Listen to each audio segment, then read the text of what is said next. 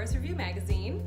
I'm in a studio today with a wreath that will be featured in the December issue of Florist Review using all Rosa, Flora Canadian grown flowers.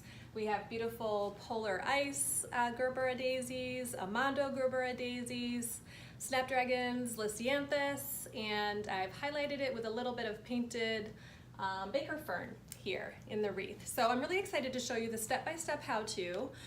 Really simple, really functional, really fun.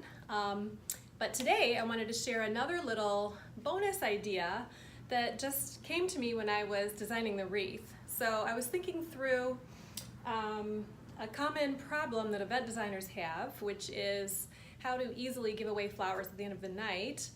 And because my mechanics for the wreath were kind of unconventional and fun and problem solving, I applied this to centerpiece design as well. So I'll show you what I've got going on in here, and hopefully you find this idea useful. So I've made little groupings of flowers using the EcoFresh wraps. These are the bouquet wraps that are compostable. You soak them in water, and then you cover them with a little plastic bag so they don't leak.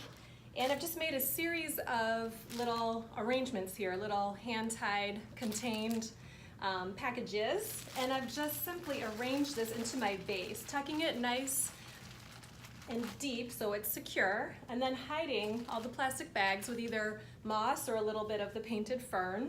So you can see this compote piece looks very designed, but it really is just a composite piece designed with these little bouquets.